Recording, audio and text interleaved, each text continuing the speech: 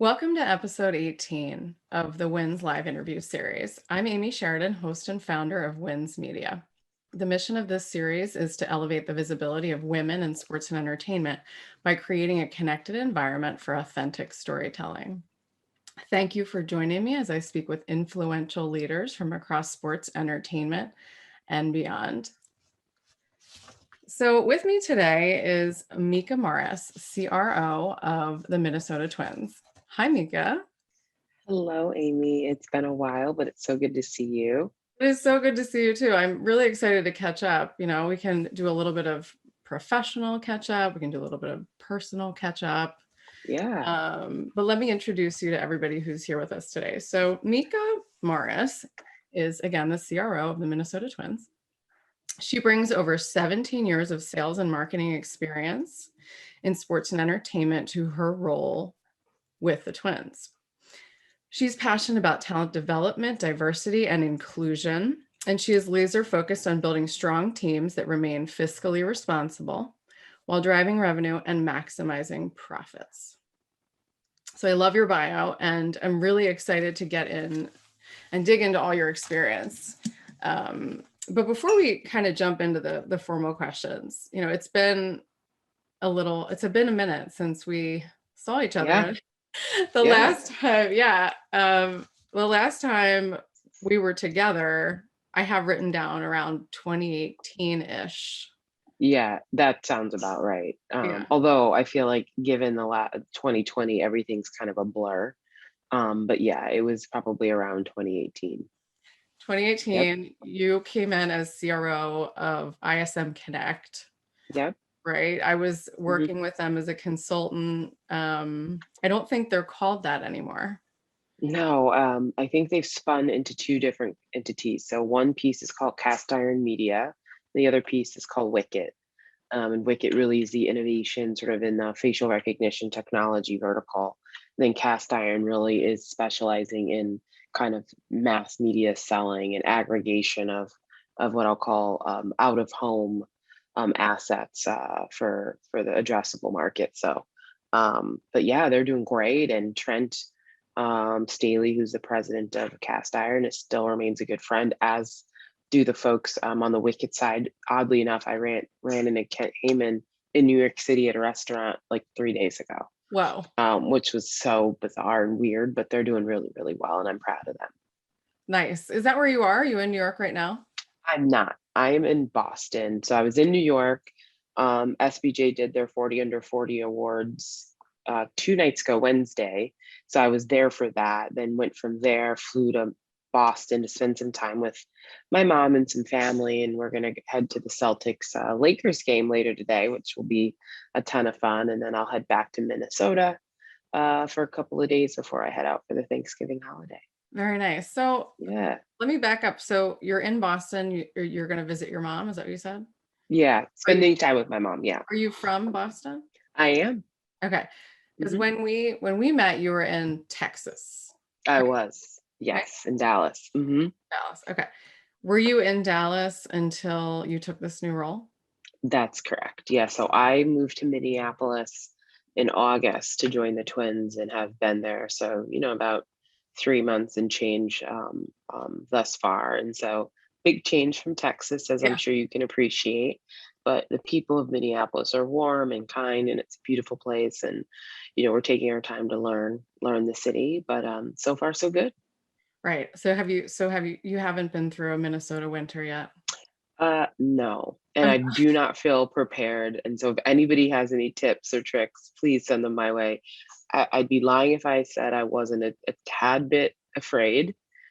Because it's funny whenever I talk about it, like people who've lived there or live there laugh as though there's no way I could possibly understand what I'm about to encounter. And I've lived in Cleveland. I'm from Boston. I've lived um, in places, New York where there's snow, and they're like, yeah, but that's not Minnesota winter. Right. I think And I'm curious to see what this is going to be. Yeah. I think it's ranked the second coldest state in the United States. The longest winter. Besides Alaska. I did some research at one point in my career. There was a chance we were going to move there, and I was reading about it, and I was very intimidated.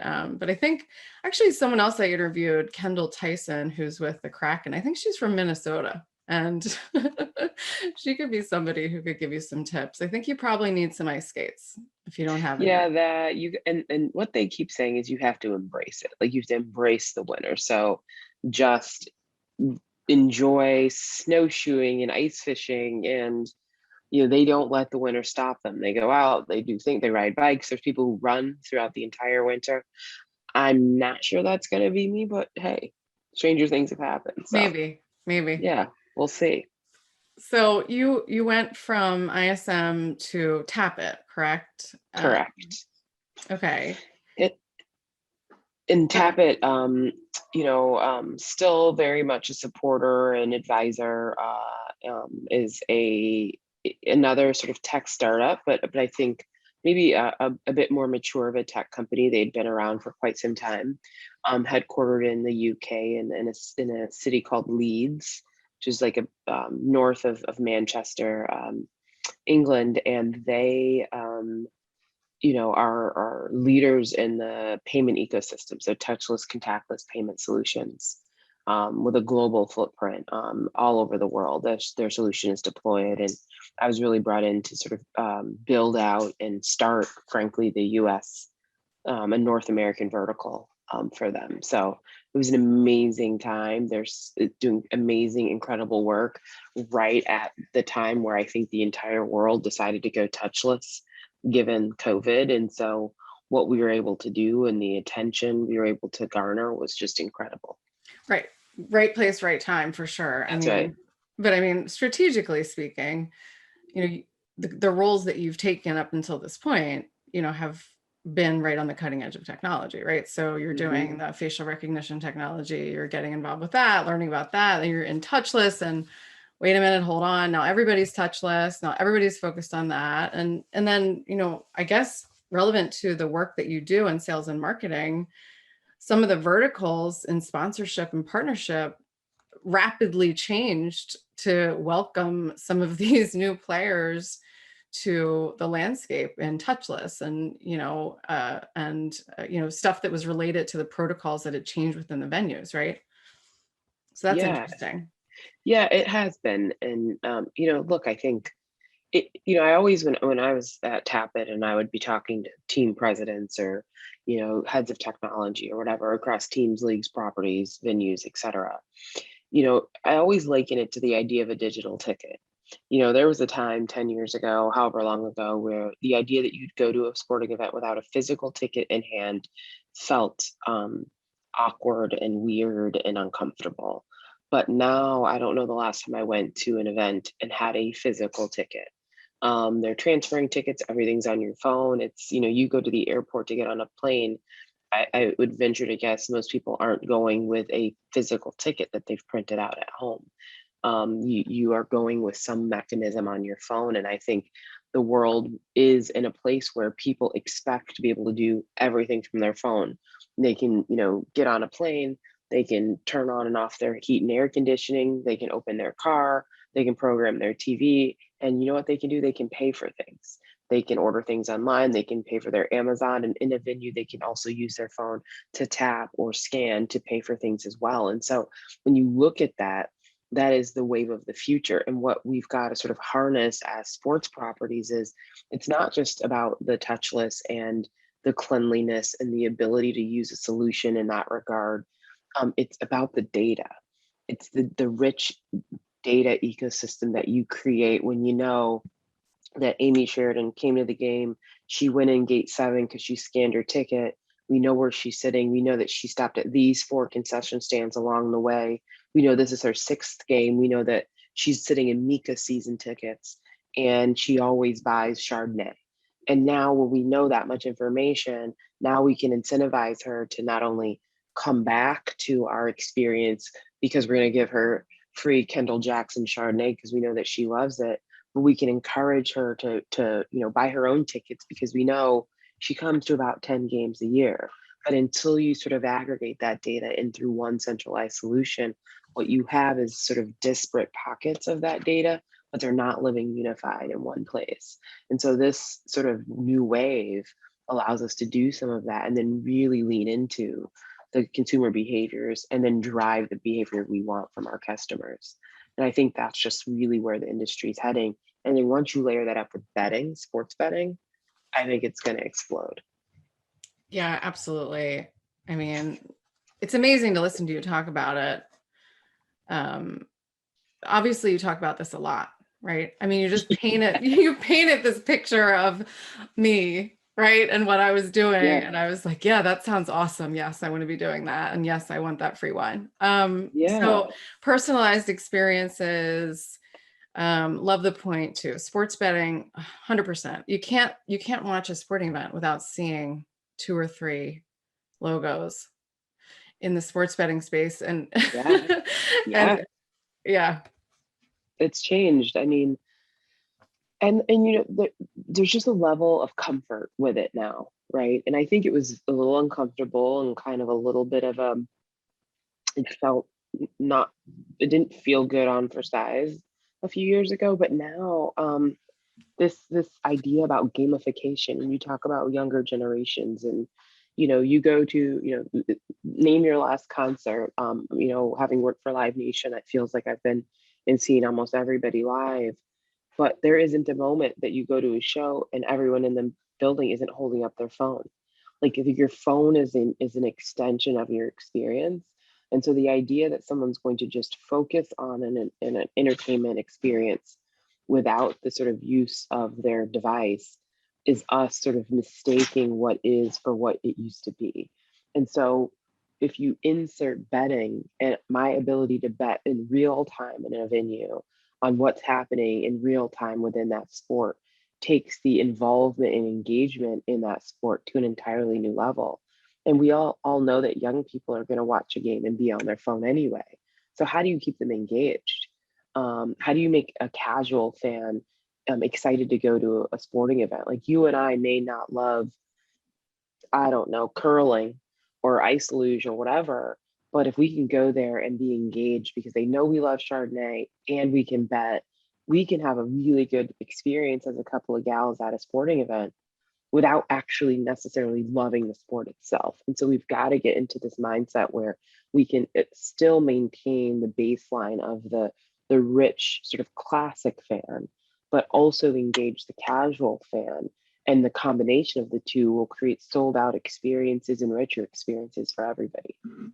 Yeah, absolutely. I mean, I'm excited, especially as fans get comfortable again with being in venues, to see all of the improvements that happen, all of the changes that happen inside those venues to make it personal and fun, and to your point, engaging, regardless of what type of fan you are. So, I mean, aside from that, what else is new with you? Any personal updates since? Um, Nothing new to report to as of yet.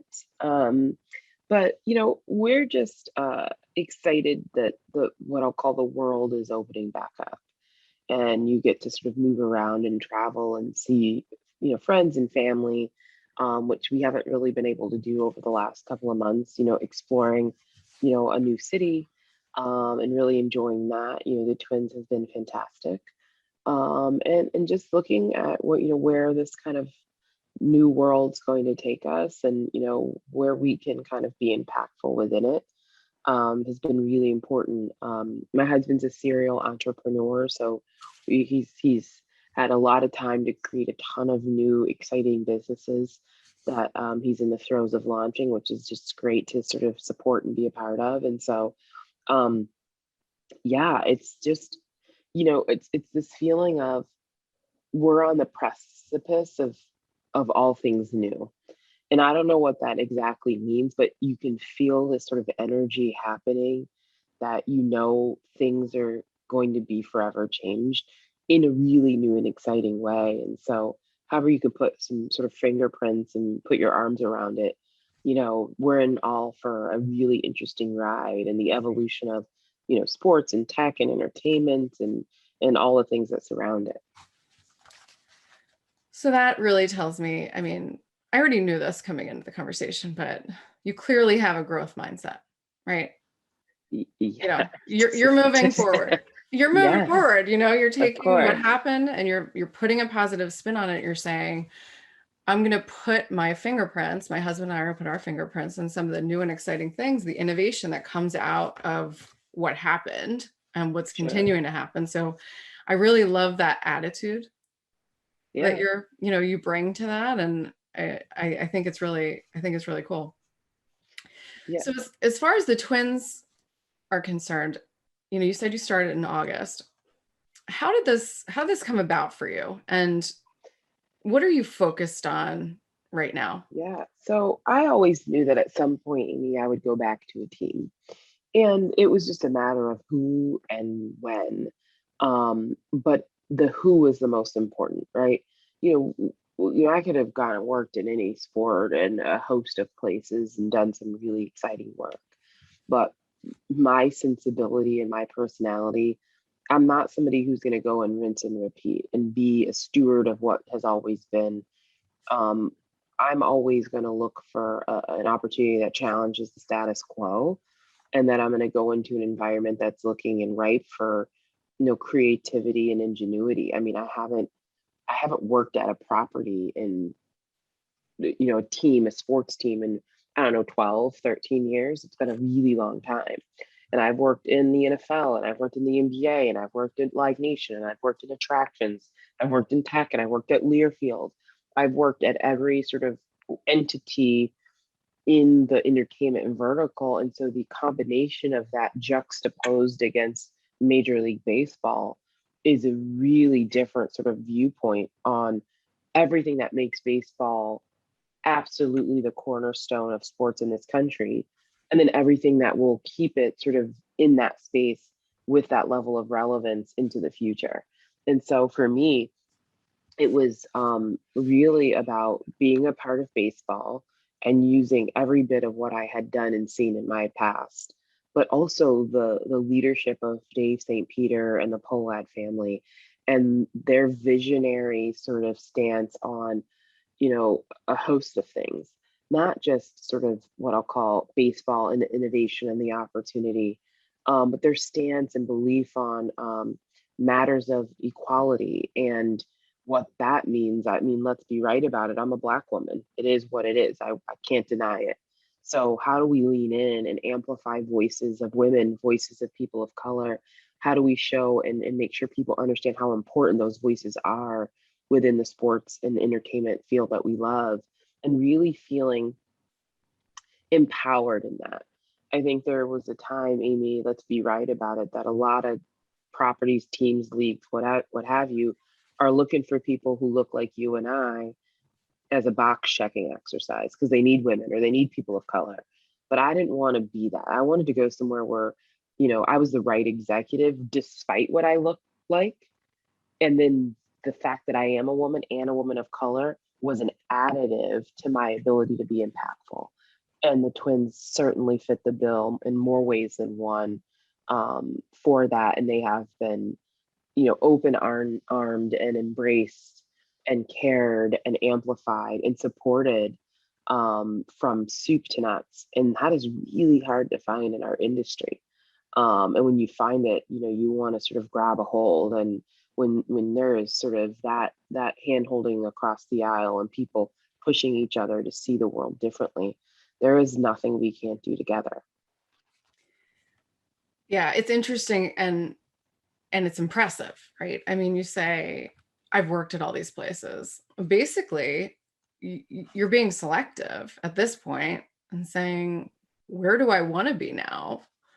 What do I want to do now? And, how am I going to grow my career in the right place with the right people that have the similar mindset? So I love that. I love, your whole Yeah. story and everything that you've built and each step from one thing to the next thing to the next thing, everything you've collected contributing to the role that you're playing now with the twins. I'm happy for you. Congratulations Yeah. that Thank you so much. you found an organization like that. Yeah. Yeah. It's not easy. Look, you know, you get to a place in your career where you can be selective, and you can be thoughtful. And it's so much more about the people than it is the medium.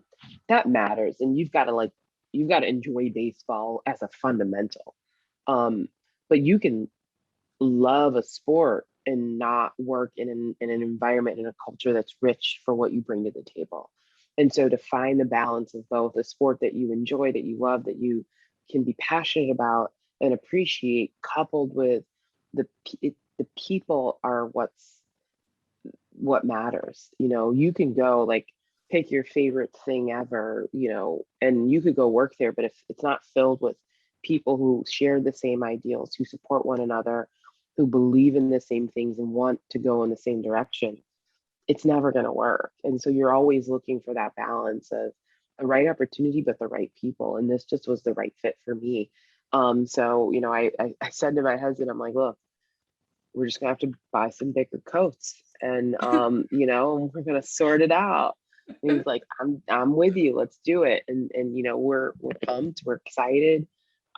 Change is hard, it always is, but it's when you grow the most as a person, both personally and professionally, when you push yourself outside of your comfort zone. And I always say to people, if you don't spend a portion of your day uncomfortable in some capacity, whether you go to the gym and you do a really hard workout, or you're in a meeting with somebody that isn't comfortable, or you're trying to, you know, jump into a topic that maybe isn't your comfort zone, or is it where you sort of lean in, like you've got to be making yourself feel uncomfortable at some level to stretch. Otherwise, you're never growing. You're never really stretching yourself beyond, you know, where your core sensibilities are, and that's where real growth happens. So I think I sort of live that, and that could be moving to Minnesota, that could be, you know, jumping into a new organization, that could be joining a particular part of something happening in the city that I'm unfamiliar, that could be, you know, digging into things on the cutting edge, like, you know, crypto, or you know, NFTs, and you know, how we might approach that. All things, you know, esports, all those things are all areas that, you know, I'm like, esports, so I'm going to watch somebody play a video game. That, but like, just because you don't understand it doesn't mean it's not relevant and you shouldn't Right. appreciate it. And there's some magic to it, because guess what, millions upon millions of people are playing. So how do you lean in to areas that aren't necessarily your core sensibility? Right. I just want to say, you know, to your point on, you get to a certain point in your career where you can be selective. Not everybody can say that. So what I want to say is you can do that if you're good, if you're the best at what you do, right? So I just want to point that out, is you are so impressive. Your career, you know, what you're doing now, you can be selective because you're so good at what you do. That's so obvious to me. It's so obvious. That. And not everyone can be, right? So, all right. So you're now with the Twins. I noted just one thing that I thought was interesting to ask you about, the Techstars Accelerator you guys are doing. Yeah. Tell us about that. What's going on there? Yeah. So, uh, you know, the Twins and the Polad family, you know, again, another reason why this was the right opportunity for me is they really are putting their resources, you know, behind it. They're not just talking the talk, they're walking the walk. And how do you invest in a new innovative tech that has the propensity to propel the sports industry forward?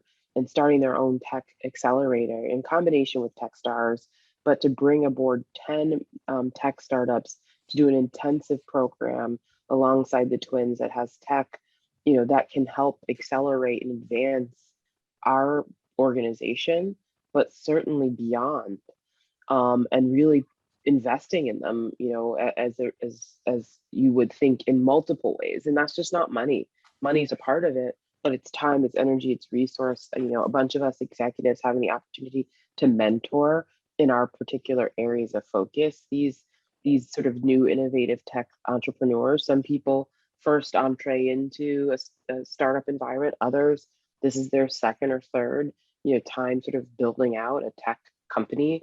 But to sort of steward that is huge. And to be amongst an organization that's leaning into that is even bigger. And so, you know, look, we are operating, luckily enough, in a marketplace in Minneapolis that houses some of the most notable Fortune 500 companies in the world, like Target, like General Mills, the list could go on. And we're rich with this talent to innovate, and sort of stepping back and saying, one, how do we be a part of it? And then how do we invest in, women-led and minority-led tech businesses? And that's been a big piece of it too. And so this is the first step in a long road where you'll continue to see the twins at the forefront of investing into, startups and trying to grow, sort of those verticals that help our industry and help our industry advance and go forward. It's been awesome to be a part of because it's the world I come from, spending the last 4+ years in tech startups. So it is a passion point of mine, and to be again aligned with an organization that shares some of that same vision is like a dream come true. Yeah. Yeah. And, it also makes me think the experiences you collected at the startups, they Yeah. bring so much to the table for you. A lot of people Mhm. in sports, they get so caught up on, if I leave the industry, if I Oh leave, yeah. and the industry, I mean, you know what I mean? Like the proper Yeah. industry, the teams. If I Hmm. leave my job at this team, I will never get an opportunity again. And, you know, it's to me, it's calculated risk, it's being smart, and it's staying ahead of the curve. So, coming into this role, you're bringing so much knowledge, not only just like, hey, here's what I did before, here's the company I represented, but I think being at a startup, working in that environment, like where it's all hands, you're not sure where you're going Yeah. to be the next day, Yep. if it's going to sink or swim. I think Yep. that experience is so valuable, Hmm. you know? You push your chips in a way that I don't think you do in more what I'll call established companies. And by the way, in a startup, there isn't 700 people each doing one single job. It is 50 people, everybody doing multiple jobs. So you've got to be, while I was the chief revenue officer, there were days where I was in the soup on a host of other things because that's what's required. And I will tell you, I've battled the same narrative where, it's like, gosh, if I leave the industry, can I get back? And how can I get back? And in this fear that we have about what that means. But I will tell you, there isn't a day that has gone by over the course of the last, I don't know, 4 or 5 years where people recruiting for really seasoned and senior jobs are looking for variances in experience. They want people, you have to know the ins and outs of what it means to run a property at a team, but they also want you to be able to bring in some fresh perspective. And I think there is a time and a place to take a step and a leap outside to be able to see it from the outside. And then to come back in and say, okay, yes, I understand that we're based on selling tickets. And yes, I understand our core fan base. And yes, I know we need to sort of make those people feel good about their investment. But there's this whole other universe of people that we need to be able to speak to. And guess what? Maybe they love this brand, maybe they don't, maybe they're casual, but they're still important. And how do we bring those two pieces together? How do we innovate together? What does innovation really mean? And how do we disrupt a marketplace? And when you're in a tech startup, you're betting on the disruption. It's essentially what you're doing. And so when you live that, um, there's a level of fearlessness and a level of creativity and a level of can do that you bring in because you're like, I've been in a place where like if I don't deliver, we don't have a company. And you're trying to raise money to just make sure everybody here gets a paycheck. And that is a really pressure rich environment, but there is nothing like feeling the success of what comes on the other side of it. Um, so it's been a fabulous experience to bring into sort of what I'll call, one of the most storied and sort of richest history, Major League Baseball franchises in Major League Baseball. And to say, look, how do we sort of bring that sort of anchor of the history of the Minnesota Twins juxtaposed with the creativity and the fortitude of the startup mentality, and how do you fuse those things together? Is really at is what the cornerstone of why I'm here and what I'm attempting to sort of bring forth. Yeah, it's awesome. Startups aren't for everyone, right? You know, Say that again. I love, Say that I again. really love, I love meeting people though who thrive in it, because it's a certain person. And you know, I think you're one of those people. And I think it's a nice segue into this next question, which is about sort of your leadership mantras, you know, what you bring, what makes you good at what you do, right? So, you know, you have a really well-rounded body of experience. I have written down Cavaliers, Raiders, Hornets, Live Nation, Legends, Learfield, Tapit, the Twins. And if I recall correctly, you ran track in college. I did. Okay, I remember. Yeah. I didn't have that written down, but I was thinking to myself, I know she was an athlete. Okay. Um, and so kind of bringing all that together, knowing you were a college athlete, right? Knowing your experience, what are some of your personal growth strategies? Like, what makes you such a marketable leader? What makes you so good at sales? Yeah. That's so interesting. So one, um, my success is rooted in my ability to grow talent and to find talent. In some cases, unusual places, but to really try to unpack and understand people. I fundamentally believe, Amy, that every one of us has something we do better than anyone else in the world. I think 99% of us never figure out what that is. So we live a life searching for something that fulfills us from a work perspective, and we don't quite find it because we really don't know what our magic is, what our secret power is, and how to really use that and amplify that in what we do. And that doesn't mean to say that I don't have to do things that I don't like. We all do. That's business, that's work. Like, I mean, there's lots of things that I do on a daily basis that aren't what I call my God-given sort of strength, but I'm good enough at it to execute. So what I spend my day really doing is trying to figure out what that is within the people that I get the pleasure of working with, and then putting them in position to have that be at the cornerstone of what they get to do every day. So if you're doing your best work for what your talent is, and I'm doing my best work for what my talent is, together we're unstoppable. And if you can find that in the people that you get to work with, what you guys can achieve is beyond anything that you could ever dream.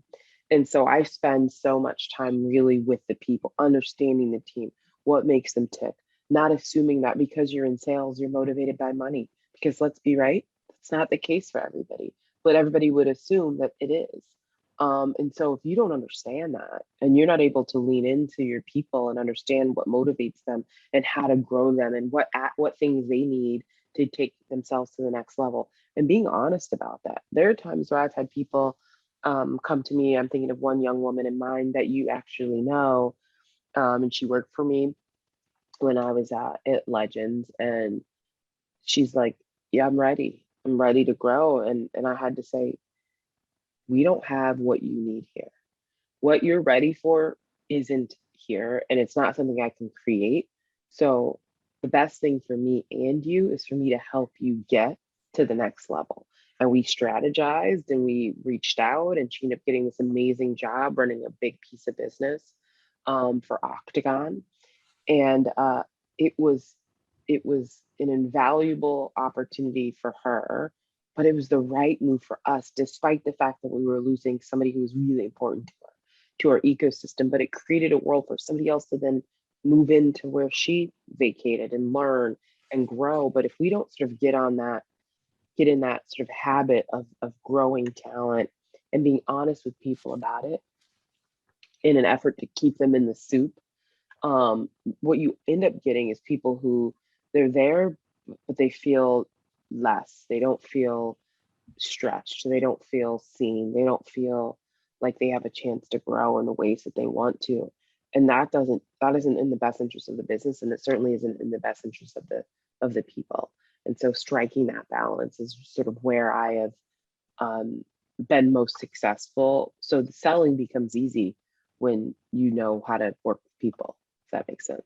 It does. And I love the story about, you know, empowering the young woman not just to be her best self, right? But to give her that permission to go elsewhere, right? I think it's sort of like, here's this huge weight, like I have to stay and I have to be my best self here and I need to grow here. And you're like, guess what? I'm okay with it if you grow elsewhere. I think that's huge to say that, because a lot of leaders, they don't want to lose their talent because that disrupts their life. Right. So it says to me, like, there's a fluidity about the way that you Yeah. manage and you grow talent to say, I'm going to be aware of the fact that I'm not going to have these people forever. So let's Right. cultivate their superpowers and let's see where they go. Yeah. Leadership by its definition is selfless. And selfless means I'm going to do what's in your best interest, even though it creates more work for me, even though it isn't necessarily in my best interest. Because when you move selflessly, the long-term repercussions are greater than you could have ever determined them to be. So I'll give you an example. That same young woman I couldn't create the role for her, and we ended up together getting her a position at Octagon to sort of stretch and grow. 4 years later, came back to work for me again because she knows that I know what she's capable of, and she knows that I will do what's in her best interest to grow her. And so what you get is this groundswell of people who believe and trust you because they know that you're going to choose what's best for them, not what's best for you. And so the sort of cyclical nature of it really produces what you ultimately want in the end. And so, coming here, we're hiring for some pretty seasoned and big roles at the Twins, and the number of people that have reached out who were former employees or former colleagues who are like, if it's coming to work for you, I'll get my coat because I know that you're always going to care about me and put me in the best position to win and help me grow to where I want to be. So the recruiting for me, while recruiting in general is really hard right now, it hasn't been that difficult for me. Mm-hmm. But I think it's the selflessness of leadership that's critical, and it's hard to do because you're always having to fill the bucket and people are leaving. But that's okay, in my opinion. I think that's the better story than a whole bunch of people who stayed for a whole lot longer than they should be, not doing the best work they could be because they've never felt, compelled or supported in growing in the ways that they needed to. Yeah. Really amazing. Honestly, that's really great. And I'm happy. I love the story, bringing, growing somebody, having them come back. You created trust, you created credibility, you've created a really strong relationship. And I'm sure that's not the only one. I'm sure there are many of similar people that, you have grown into leaders that they are today. So I always include a segment called story time in my interviews. And I have what I'm going to ask you to do here, if you have time, you have the time to do it, is to tell me a story using one of the following words and connect it to your personal experience. So the words that I have, I hope you saw this in advance, and if not, I apologize. The words I have are permission, confidence, perfection, hustle, courage, swagger, time, credibility, and trust. If you pick one of those words and tell me a story from your career that connects it to your experience. Yeah. I think for me, I've arrived at a place in my career over a number of years where I finally feel like I have the permission to be me. I think so much of our career, in particular women, you feel like you've got to sort of acquiesce into this thing that people think you should be in order to be a leader, in order to be in sales, in order to be seen the way that you need to be seen. And you've got to sort of dress a certain way and behave a certain way and come with a certain level of chops and vibrato and swagger and all of those things. And that's true. But I think you really made it to the other side when you finally feel that you have the permission to be you. And that permission isn't because it's granted by somebody else, it's because you've allowed and given yourself the permission. Because you say, I am good enough just with who I am. And I don't need to be like Amy or Becky or Steve or Bill. Meka is good enough. And every bit of what that means with, your style, your energy, your sort of vision, where you come from, all of the things that make up who you are, giving yourself permission to be that, because that authentic you is what attracts people to you. And so I think it took me time to allow myself the permission to be wholly and fully me.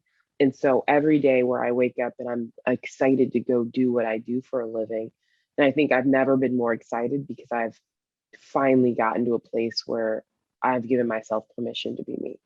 Yeah, absolutely. I understand that. Right. And that's a Yeah. huge moment for Yeah, anyone it in is. their career, especially a woman in this, the industry that we're in, which, to the next question, the mission of WINS is to influence gender equality in the C-suite. And so we know that it's roughly 20%, made up of 20% women across Mhm. the big four sports, all the teams and all the leagues.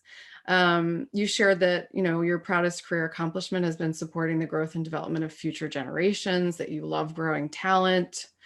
How can more women in leadership contribute to this change? Yeah, I think it's again, it's back to that idea of permission. There is something special in all of us, and women bring something really special to the table in this field, and our voices are needed. And a lot of people try to delineate between, well, it's a female sport or a male sport, and there's a delineation there. But um, I beg to differ. Every man on this planet came from a woman. There's a connection there between women and men that is different and unique, versus a connection between a man and a man. And so, there are conversations we can have that a man frankly can't have. There is a way to position things that we can create that's just different than our male counterparts. There is value to having a woman at the table because the way that she's going to see things, position things, amplify things, engage people is different. I was talking to somebody a couple of days ago about, speaking to an athlete about participating in a campaign. And this gentleman was talking to this other gentleman, trying to encourage him to want to be a part of this campaign for what in his mind felt like short money. The money wasn't quite as rich as what I think he assumed it should be. And I said, it would have been great to have a woman speak to him because a woman can encourage him beyond, yeah, you should do this. But if I were to say to that same gentleman, you should do this because what it would mean for my son to see you on the cover of that magazine, what it mean to my daughter to see you on the cover of that magazine, and how it would change their perspective about who they are and what opportunities are presented to them. And so while it may not be as much money that as you want, what it means for people who come from where you come from is more important than money. That is a conversation I can have that a male counterpart of mine can't in the same way. And so there's value, there's power, and there's strength there. So I just encourage women to use their voice and don't be afraid to sort of stand up and speak out, because our voices have been woefully missing in this world of sports and entertainment. And the more we're in the forefront and our voices are heard, the more powerful and richer the industry becomes. And there's no mistaking that us at the table is stronger and more valuable and richer and worth more than us not being there. You're speaking my language now. I mean, that's everything that this is about. I mean, founding this company, doubling down on women, really going all in on women. It was something that I did during the pandemic, thinking, to your point, what is it that I want to dedicate myself to? And I can work for anybody and I can have anybody as a client, but to be able to say that I work exclusively with women-owned and led businesses and elevating their voices and elevating the voices of women in the industry when we're still at 20% in the C-suite. So that's incredible advice. And I really appreciate everything that you are doing, just living that advice. And so finally, along the lines of the growth mindset, which you clearly possess, and which is what drives me every single day, creating wins. I have a vision of building, a network of women where we get together and we celebrate our wins as a team, which I think is something that, never happened when I was in the business because there were so few. But I'd love to know what wins you're working toward now in your role, or, personally, and how we can help cheer you on. Yeah. So, look, I'm embarking on a few things. We have this tremendous opportunity to sort of, um, and reimagine is a strong word because, you know, it can feel like there's a negative connotation, like something's wrong with what it is. And that's not true. Major League Baseball is the cornerstone of this country. I can remember years ago, my dad playing professional basketball. If you'd asked him, what he looked up to and who he looked up to, it was baseball. It was baseball players. They wanted to play baseball. They just happened to play other things. Ask Bo Jackson, ask Deion Sanders, ask Michael Jordan, who quit basketball to play baseball because it was what he grew up being a part of. And I feel like there's such a richness there, and we've got to create some of that same storytelling today. And then how do you sort of juxtapose that with sort of growth from a tech perspective, and an innovation perspective?